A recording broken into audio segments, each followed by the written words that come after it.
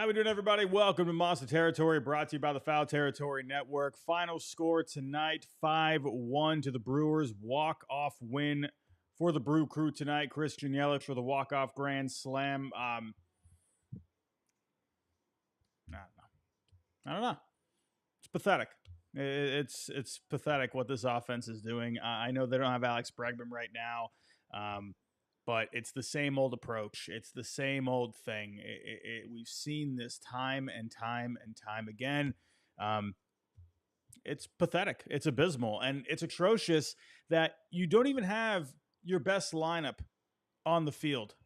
You could have a better lineup right now, but the people that are in charge of making the decisions, they are keeping, one of the organization's best bats at AAA, who just homered again tonight. I really don't know I don't know what to say about that. I really don't. I get it. There's always going to be logistics involved. There's going to be other reasons for things. I get it. I know it's not a video game. I know you can't just plug and play everything, but there's just no reason why someone like Roman Anthony should be hitting a home run tonight, almost, right around 115 miles an hour or whatever it was. I mean, that should be with the big league roster. But the guys on the big league roster, I'm not sure what else to say here, because I feel like I keep saying the same old thing every single time. What's the definition of psychotic, where you keep doing the same thing over and over and over and over again, looking for the same result? It's the same thing. There's never adjustments. There's never working, counts when you should. And, even tonight, Jarren Duran, he's been very good as of late. But even tonight, we'll get to the 10th inning, just abysmal. But, there's one pitch there where he takes a fastball on the outside corner. It's like, okay, good take. And then it was just right around the same exact pitch, and then he's swinging and missing at it to strike out. I'm thinking, like, what is happening here? Like, where is this plate discipline? I don't get it. 10 more strikeouts tonight, 1 for 10 with runners in scoring position. These bats, listen, I'm not asking this offense to go out there and, drop 5, 6 runs, 10 runs a game. Sure, it's all fine and dandy when they're dropping 19 runs against the Orioles and a position player. The Cardinals, go back about what it feels like 10 years ago now, when they're dropping almost 20 runs against the Cardinals. Yeah, those nights are fun, but I'd rather have consistent offenses where, I'm putting up, maybe 3, 4, maybe even 5 a game. I'd rather have that instead of just these, offensive outbursts once in a while. I want to see these counts getting worked more. I want to see these batters just not flailing at everything, just swinging at everything. Like we've said here on the show before, this team leads the major leagues in swings, but they're in the top 10%, the top 10 in Major League Baseball when it comes to strikeout percentage.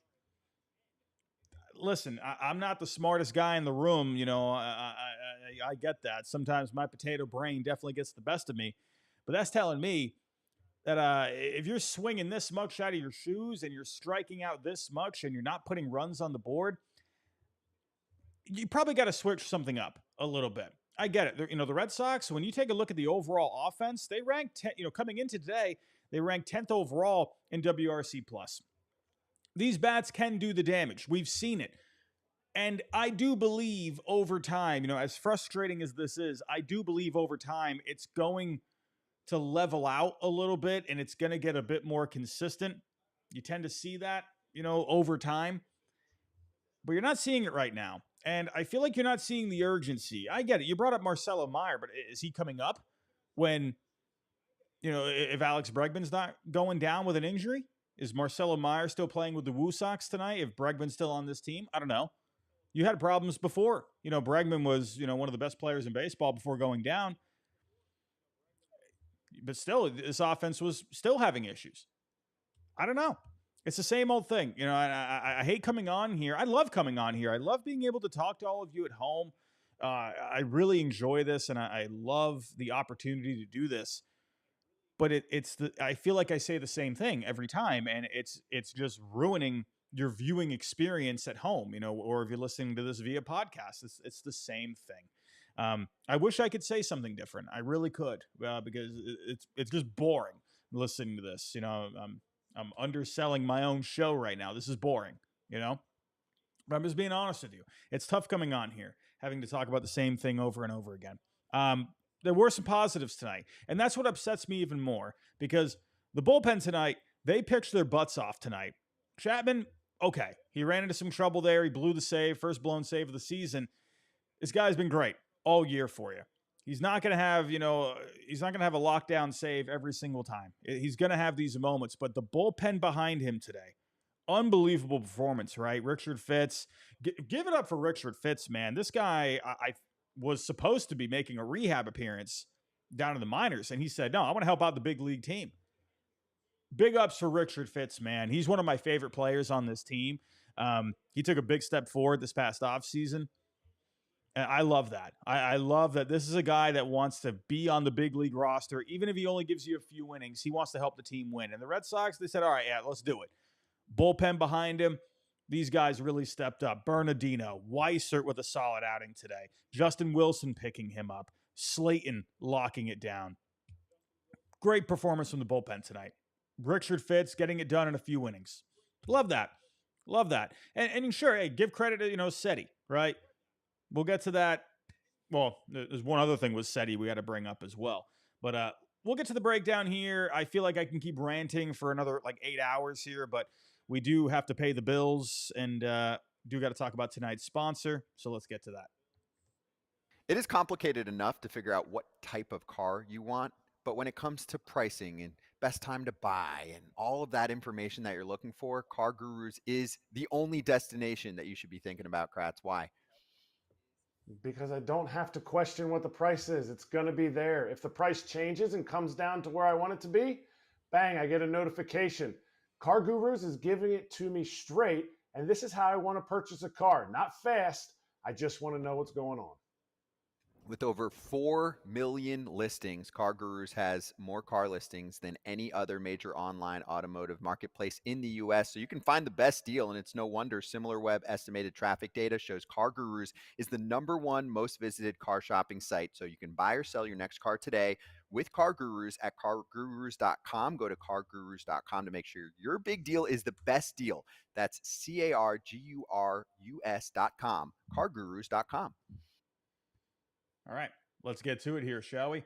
I pretty much already ranted about the pitiful offense, but we got to break it down here. Let's kind of go through this. Let's go to the key moments. Like I said, 10 strikeouts on the night. Another night with double-digit strikeouts. What can you do? 1 for 10 with runners in scoring position. They've been dreadful with runners in scoring position now, going back the last 4 games or so.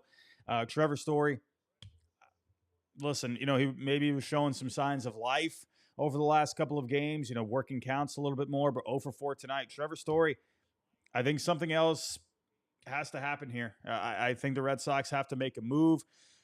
I'm going to talk about Thursday in a little bit. Let me get, breaking down this offense a little bit more, but Trevor Story, he's going to be in that conversation. 0 for 4 tonight. Jarren Duran, listen, he's been red hot lately, but 0 for 5, 4 strikeouts tonight. You're not going to have a great game all the time. But again, the one thing that stuck out to me with Duran, one of the strikeouts was, again, like the 10th inning, right? He takes a pitch on the outside corner, and then he just swings and misses at practically the same pitch. It was, just a 4-seam fastball again, outside corner. Swings and misses again. I don't know. That's just weird plate discipline to me. Second inning, all right? Let's talk about all the blown opportunities here.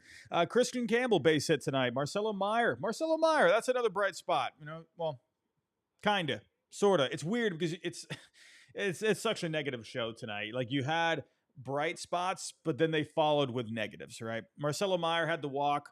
But then Willie Abreu, Trevor Story, Toro coming up short, not able to capitalize. Fifth inning, Marcelo Meyer, like I said, did have a bright spot tonight. Had a double. Marcelo Meyer's looking very good here since getting called up. I always like to temper the excitement when it comes to the call-ups, and, they could get off to a red-hot start. The way I am with prospects when they first come up and they're lighting the world on fire, all the time I just remind myself, give it a couple more weeks, just like we saw with Christian Campbell, right? Guy was looking great, but then pitchers start to adjust, right? So I'm going to enjoy everything with Marcelo Meyer now while I can, but I am waiting for those adjustments to come along. Now, I'm not saying Marcelo Meyer is going to go into a dreadful slump, but do know that, yes, he's doing very well right now. But at some point, there are going to be some adjustments, and I'm excited to see if Marcelo Meyer can adjust back, and I believe he will. But then right after that, Trevor Story with a pop out. And then, sorry, again with the negatives, Marcelo Meyer had the double, but then he gets thrown out at third. And I'm wondering, what is that? Why is Marcelo Meyer getting thrown out at a third? Was that him? Was that his call, or was that a coaching thing? I'm not quite sure. The NESN broadcast tonight, they talked about Sal Frelick. I don't know how many, every time Sal Frelick came up to the plate tonight, I now know that Sal Frelick went to Boston College. So thank you, NESN, for that. But with me, the one thing I'm thinking about with Sal Frelick, this guy's great in the outfield. Very athletic, good arm out there. Why are you running on Sal Frelick? I don't get that. I don't know, man. I'm just saying. Just a bad call, in my opinion. I don't know who made that call. Was that Meyer? Was that a coaching call? I don't know. Who knows? Either way, not a good idea. Sixth inning, Seti, leadoff double. And this is where we actually got a run in, ladies and gentlemen. So give it up for Seti. Hey, he has been a little cold as of late, but he came through with the double there. Jaron Duran, another strikeout on the night. Raffy putting the ball in play. And listen, with Raffy, I could see a lot of people out there thinking, man, why isn't Raffy? What's going on with Raffy? He's not hitting. He's not really doing anything. He's going to get pitched to differently when he doesn't have Alex Bregman behind him. That was such, I feel like, even myself a little bit, when Bregman went down, I'm thinking, oh man, Bregman's been so productive. And then it dawned on me a little bit later, like, oh no, well now Raffy's going to lose his protection, because when Bregman's behind him, Raffy, that guy can just eat because he knows Bregman was coming up next, right? So with Raffy, he's going to have to try and make some adjustments. And there was one, I'll bring it up in just a second here, but he got the sacrifice ground out, so I was happy with the ball getting put in play. That got Seti to third. There was a wild pitch. Seti heads up play, scoring the first run. So, hey, felt pretty good after that. You're thinking, all right, whatever we got to do to score runs, I'm all for it. All right, seventh inning, Marcelo Meyer had a blooper. Trevor Story, Toro go down. Eighth inning, Raffy did have a hard hit ball here, and this was one positive that I liked with Raffy for tonight.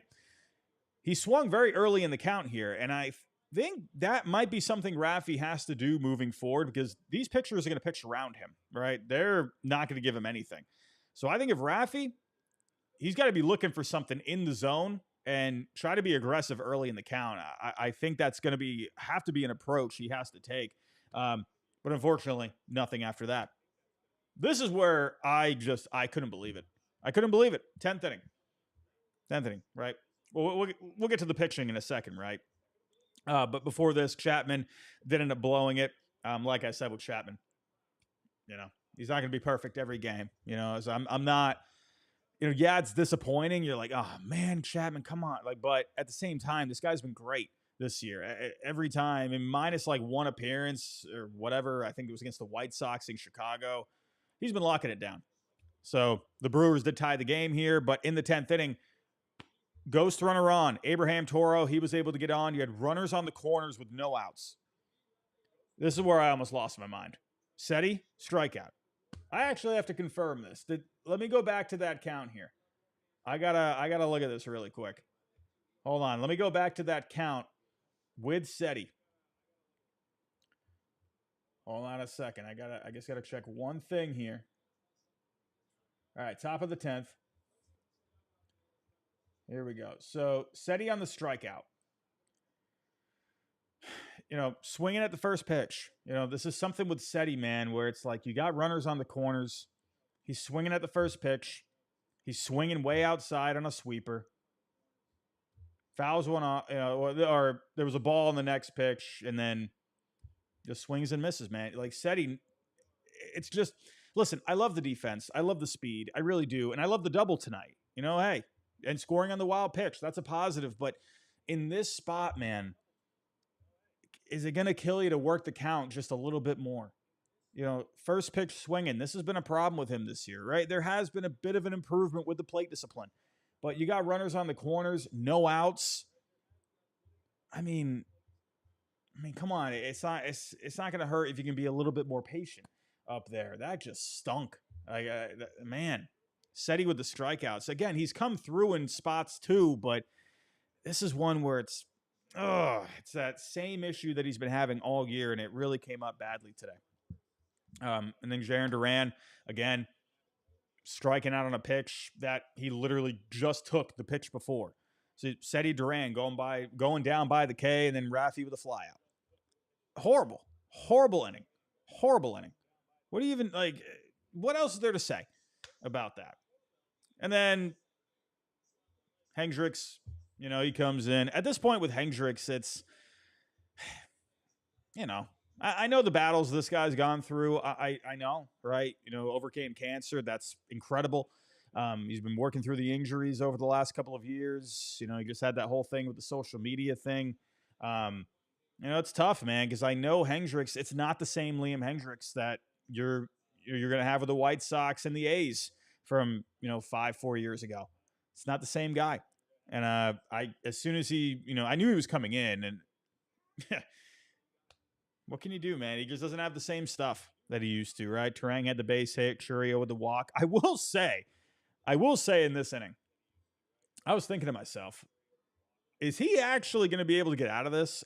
I was thinking, if he gets out of this, that would be incredible, right? You got Contreras on the fly out, so you had the bases loaded. And 1 out, I'm thinking, I mean, listen, if he gets a double play, I would be amazed. But literally after that thought, Christian Yelich just ending all of your hopes and dreams with a grand slam. Brewers win the game. It's unfortunate, man. Like I said, this offense, it's the same thing over and over again. I think you're going to have to see some changes. I really do. I mean, we've all been talking about this on social media. There's nothing new. You're going to have to make some changes, right? I do want to shout out the bullpen. Bullpen was incredible, right? Chapman, of course, off night, but 4th inning, Brennan Bernardino with a couple of strikeouts. Greg Weissert with a 1-2-3 in the 5th inning. Bottom 6, Churio had the base hit. Seti, this was a downside of Seti for tonight. Got a little aggressive on a ball out in center field. He was very aggressive in a similar play a couple of games ago. Or was it yesterday? Can't remember. But he ended up coming up with the ball, but he got aggressive here, and the ball got by him. Luckily, the Red Sox were able to get out of this. Justin Wilson, this guy came in a big spot, replacing Weissert, who was looking good. But he got Yelich to pop out to short. Hoskins on the flyout. Justin Wilson, man, big shout out to him. Justin Slayton shutting down the 7th, 8th inning. He got around the top of the order, right? Ortiz had the walk. Joey Ortiz, this guy's been a thorn in the side of the Red Sox this series. Joey Ortiz, he tagged up to second base on a deep fly ball to left field. That's a very heads-up play. And then he got Churio on the flyout, and he struck out Contreras on the fastball. Justin Slayton locking it down. Great performance from the bullpen. Richard Fitz, like I said, it was supposed to be a rehab appearance, but he wanted to come up with a major league team. 3 innings, 2 hits, 2 Ks. Stuff was looking all right. Velo was looking fine. But again, he just needs to kind of build up that pitch count. So I will shout out Jarren Duran. Made a good play in the 3rd inning. It was a line drive from Joey Ortiz. Looking like Air Jordan out there. Air Duran. Right? Jarren Duran making a nice play. But unfortunately, when all was said and done, Chapman blew the save. Hendricks couldn't, lock it down. It is what it is. Hunter Dobbins, he did run out to the bullpen at one point. So that was interesting because I'm thinking, all right, well, if Hunter Dobbins ends up pitching in this game, he's not going tomorrow. Brian Bayo, who has not been able to go deep into games, all of a sudden I'm worried about tomorrow's game if Hunter Dobbins was going to pitch. So it is what it is. I can go on and on about the negatives, but I will say here, let me get this pulled up. There's going to have to be some changes. I keep saying that word, but we got a day off on Thursday. You usually see things happen on a day off. Now they are going to Atlanta for the weekend, so it's not like they're coming home back home, but you do wonder if there could be something that happens on Thursday, whether that's a call up with Roman Anthony. Again, the guy hit like another home run tonight, like 800 miles an hour. Why that's not with the Red Sox, I don't understand. I think it's atrocious. I think it's disgusting, honestly. I mean, you want me to, get a little dramatic? Fine. I think it's disgusting that Roman Anthony's not with his team. I think it's ridiculous. The guy is getting on base close to a 500 on base percentage. It was like 450, 460. Hitting, I mean, it's incredible. I don't know why. I mean, I get it. You have a full outfield, but you have to do something. You have to do something. Could it be something with the coaching staff? Listen, the Red Sox coming into today, like I said, 10th in WRC plus. And I know people out there, they're going to say, oh, they got to fire Peter Fatsi. Again, here's the thing. Like, I don't know, man. Fatsi's been there for a little while now. And I feel like if they would have made a change, they probably would have done it already, And again, we've seen the Red Sox offense perform very well this year, despite the strikeouts and the inconsistencies. We have seen a lot of good things from the offense. It's just coming in little spurts. It's not consistent. I don't know. I know that they seem to like Fatsi a lot, but at this point, do you have to do something, make some kind of an adjustment there, whether it's Fatsi or something else with the coaching staff? Or, I mean, we could get real crazy here. Well, you want to get real crazy? I mean, do you want to talk Alex Cora here? I mean, let's be real here. Let's actually be a bit honest. Is Alex Cora's job on the line? I don't know. I mean, they love Alex Cora in the front office. The players, they like playing for him. He's had a lot of good relationships with the players and the front office over the years now. But is this something that could be on the table? I would probably say no. I mean, I just don't see it. They just signed him to a contract extension this past offseason. However, that hasn't stopped organizations in the past from making a move at the manager spot. All right, we saw it with Charlie Montoyo not too long ago with the Blue Jays. They gave him a contract extension at the end of the season, and they fired him in May. We've seen it happen. Guys have gotten contract extensions. Like David Bell, he lasted longer. I think he got an extension at the end of 2023, and he was fired by the end of 24. Right, that's a lot longer, but I don't know. Do I think it's fair to fire Alex Cora? No, I don't. I mean, I think it's, I don't think he has the best possible lineup out there. Sure, he's made some odd calls along the way this year. You go back to the, not intentionally walking Vlad Jr. to go up against a struggling Anthony Santander, Garrett Crochet, 85 pitches. Greg Weiser putting him out there for a second inning of work when you had Liam Hendricks there. Oh, no. Some people might actually say that was probably for the best, because obviously you saw what happened with Hendricks here tonight. I digress, right? But you left Weiser in for another inning. I'm going blank on something else. I know there was another one. I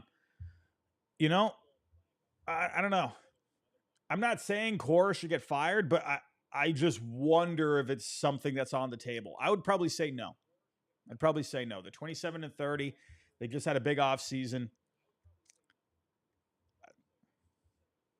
I don't know what the thought process is there. I'm just wondering if it's something that could be a possibility.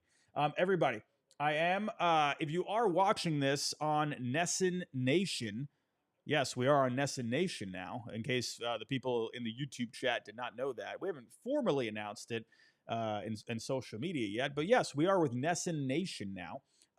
If you are watching on Nesson Nation, I do have to wrap it up right there, but I'm going to stay live here on YouTube. So we're not going anywhere on YouTube, but I do have to cut it off for Nesson for now. We have hit the time. So if you're watching on Nesson, thank you for watching today. I do really appreciate it. We'll be back here for the Game 3 preview tomorrow. I'll see you all then. But everybody here on YouTube, I'm not going anywhere. We still have a couple more minutes here.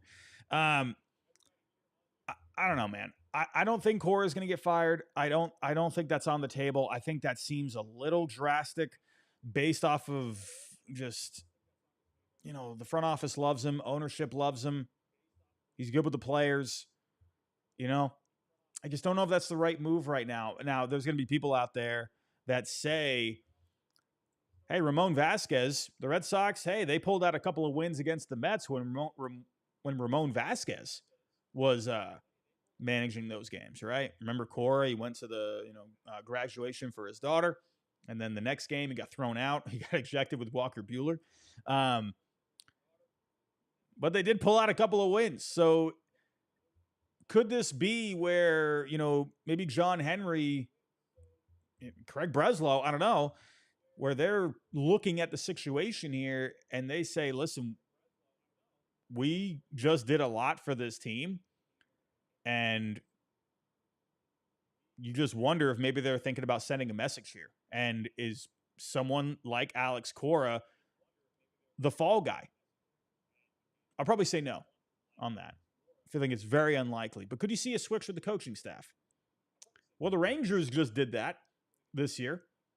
Again, though, the difference there is the Rangers didn't rank well offensively. The Red Sox do. But I wonder if, I don't know, maybe they make some kind of an adjustment. Maybe they put Fatsy in a different role. Maybe they move someone into the hitting coach role. I don't know. Like, I'm not sure what the answer is, but there has to be an answer. There has to be some kind of a message, in my opinion. I don't know. You can't really go out there and make a trade right now. Trade market's pretty much closed for business right now. Brian Noda's not going to save you in the minor leagues, to give you anything at first base. I still think, and I know this is going to sound crazy.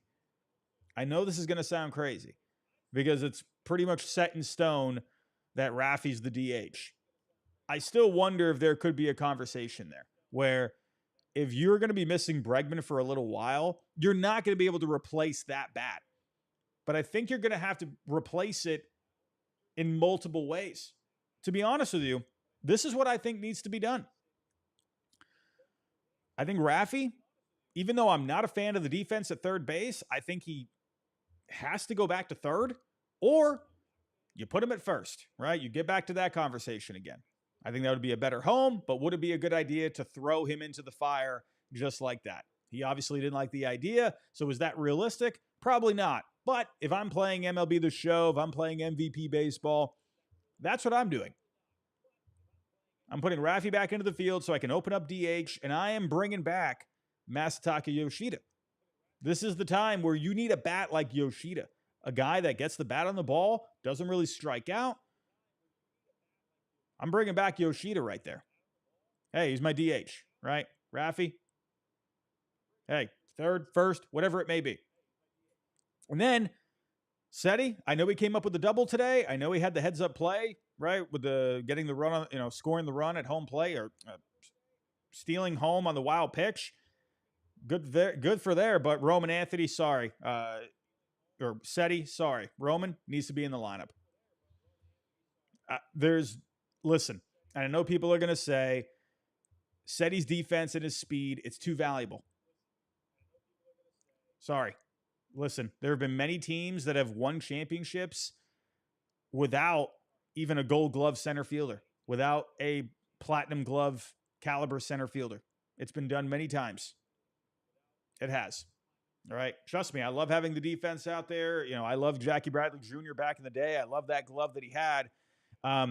But you don't necessarily need to have that. You need to have good defense out in center field. I'm not saying that you don't, but you don't need to have a platinum glove. Sometimes you don't even need a gold glove. You just need a guy that's going to be pretty effective for the most part. I want someone that does more than just getting the job done, but that's where I'm looking at Jarren Duran, who had 6 outs above average last year in center field. Jarren Duran out in center field. And Roman can play center field as well. Flip-flop them. I don't know, whatever alignment it has to be. Jarren Duran, Roman Anthony, Willie Abreu in the outfield. Seti, you're in a utility role. Rafi, you're at first or third. Yoshida in the DH spot. That's how I'm doing it. All of a sudden, you lose Bregman, but it's like, okay, well, you have a pretty good bat with Yoshida back. Now you got the top prospect in baseball, Roman Anthony, into the fold. Well, okay, right? You still want Bregman there, but at least you got a deeper lineup. At least someone like Roman Anthony is going to work the counts, and he's going to get on base, and he's going to mash Yoshida. He's going to be a patient hitter up there. He's going to put the bat on the ball. No, you don't have the impact of, say, Alex Bregman, but you got some length, and maybe even more impact than we think with Roman Anthony. The thing with Roman Anthony is even though he's destroying it down in AAA, I'm not going to expect Roman to come up here and, hit 50 homers. I'm just not. He's a minor leaguer at the end of the day. He's going to have to make his adjustments, just like Christian Campbell is right now, just like I think eventually Marcelo Meyer will have to.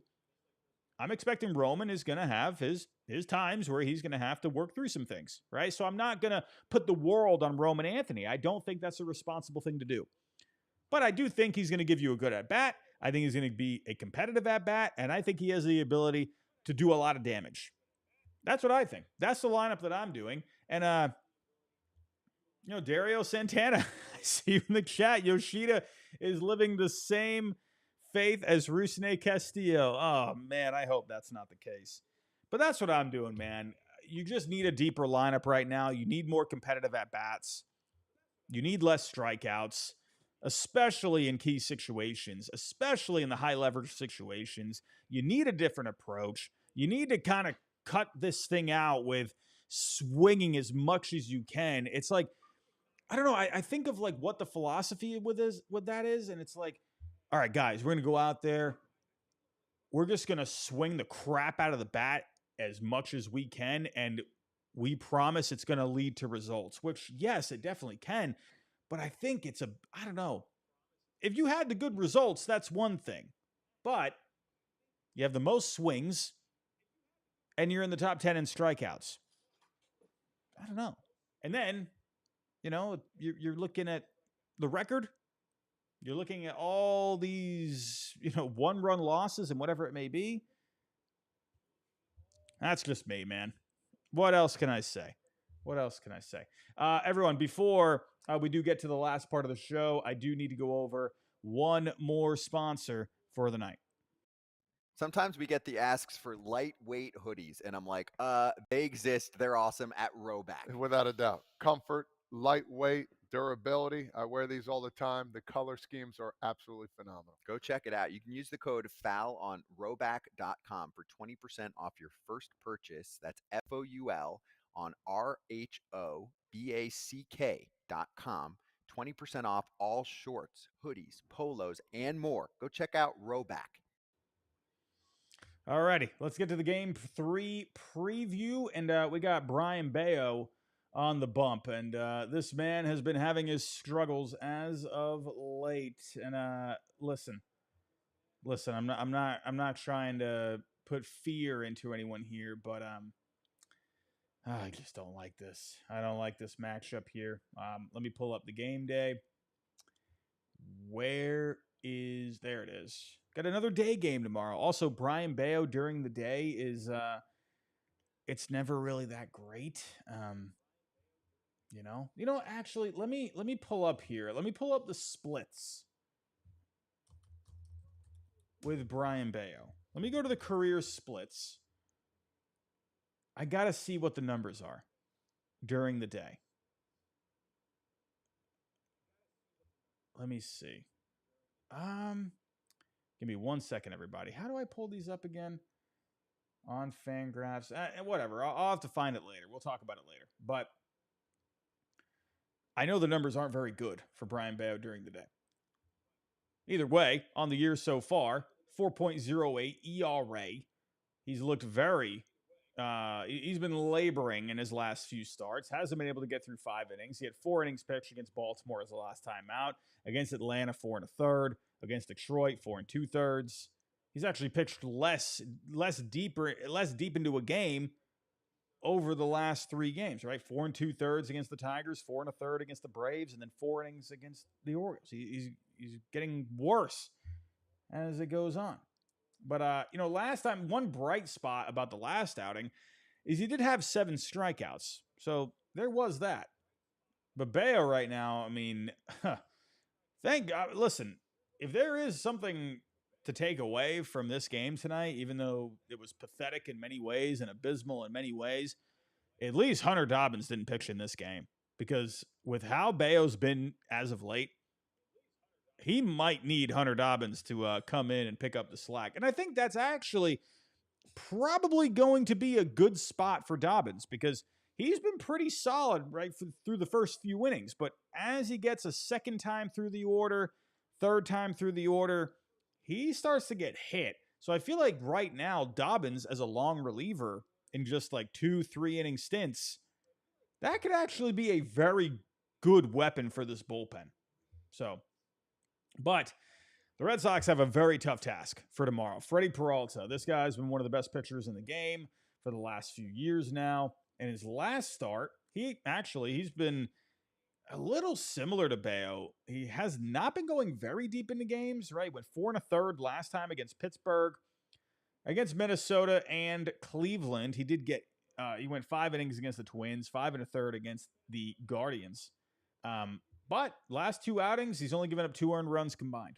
So with Peralta, he's going to give you good velo. He's going to give you good stuff. This guy's very good. Funny enough, I was talking about Freddie Peralta in a video on the main channel recently.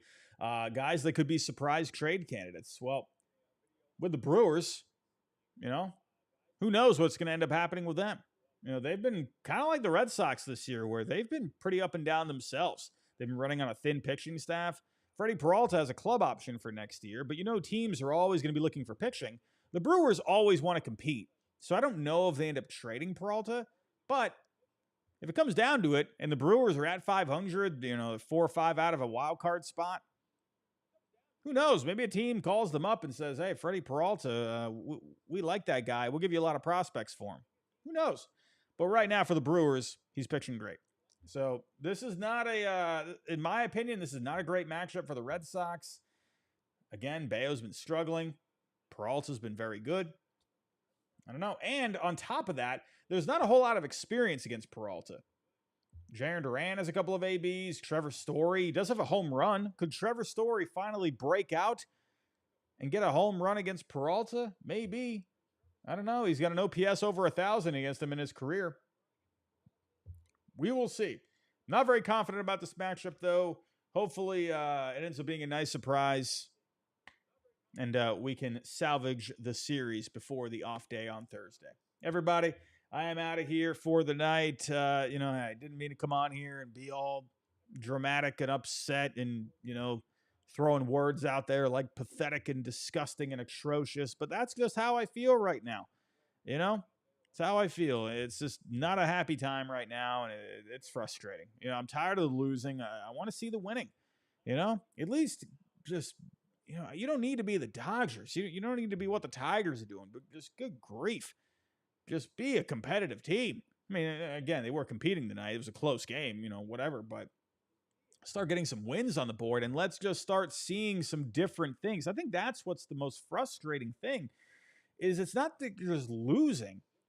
It's just they're losing in the same way. And it's not even just the last few games without Bregman. This goes back to even the beginning of the year.